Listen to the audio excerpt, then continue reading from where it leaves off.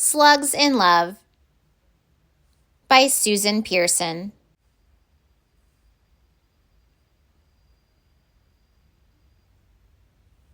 Mary Lou loved everything about Herbie. How his slime trail glistened in the dark. How he could stretch himself thin to squeeze inside the cellar window. How he always found the juiciest tomato. Though she never spoke a single word to him, she was too shy. She thought about Herbie every morning and every night, and most of the hours in between. On Monday, while she grazed in the strawberry patch, Herbie filled her mind, and a love poem filled her heart. She wrote it in slime on the watering can. Strawberries are red, blueberries are blue. Herbie is handsome. Love, Mary Lou. The next morning, Herbie found it. He looked around. There were already at least 60 slugs in the garden.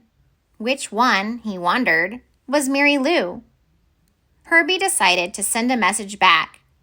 He wrote it on the garden hoe. Mary Lou, which one are you? Meet me here at 2:30. Yours truly, Herbie.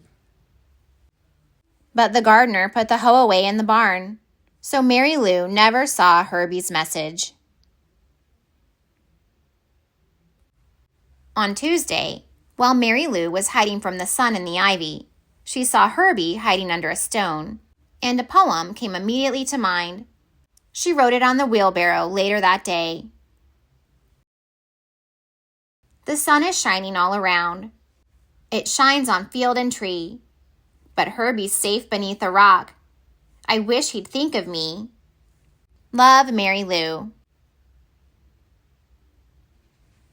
Mary Lou loves Herbie, teased Jethro on Wednesday morning. Herbie blushed. Who is Mary Lou, he asked. But Jethro didn't know either. Herbie sent another message. This time he wrote it on a fence where it would stay put. To Mary Lou, you could make my life complete. I'd love to meet someone so sweet. Tell me where and I'll be there. Sincerely, Herbie. But that afternoon, it rained, and his letter was washed away. Even when Mary Lou was sleeping, poems to Herbie filled her dreams. She woke early and wrote another poem on the scarecrow. Twinkle, twinkle, little star, how I wonder what you are. Herbie, Herbie, handsome slug, Mary Lou would love a hug. Love, Mary Lou. That Mary Lou is some poet, said Sammy. Do you know her? Herbie asked excitedly. I think she's the brownish one, said Sammy. All day long, Herbie searched for a brownish slug, but next to the brown dirt, they all looked a little brown. Herbie left another message on the watermelons. Your poems make me happy. Your poems make me glad. But I can't find you, Mary Lou, and that makes me feel sad. Your friend, Herbie. But Mary Lou was in the squash patch that day and didn't see Herbie's note. She left another poem behind on the zucchini. Herbie, you would make me as happy as can be if you'd just pay attention and please, please notice me. Love, Mary Lou. Herbie was at his wit's end. He had been noticing her. Well, her poems anyway. And he'd asked everyone he could think of if they knew her. I think she's the greenish one, said Homer. I think she's the pinkish one, said Jodelle. Maybe she's the one who likes tomatoes, said Adelaide. All slugs like tomatoes, said Herbie. But Adelaide had given him an idea. Herbie climbed to the top of the tallest tomato plant. On his way back down, he wrote a message.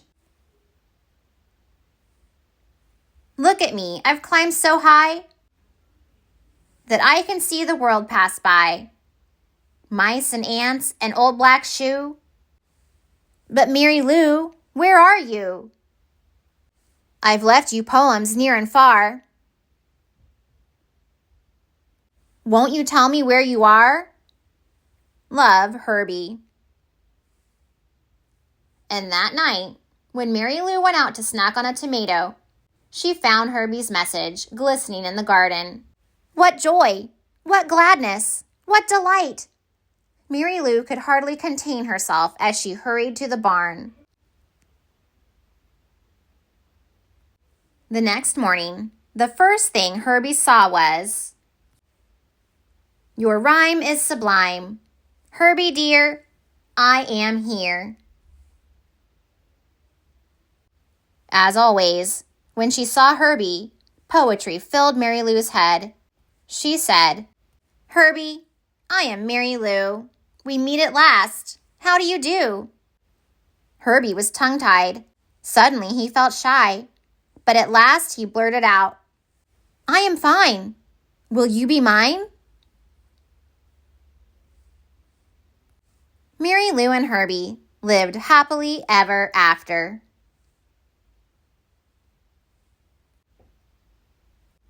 The end.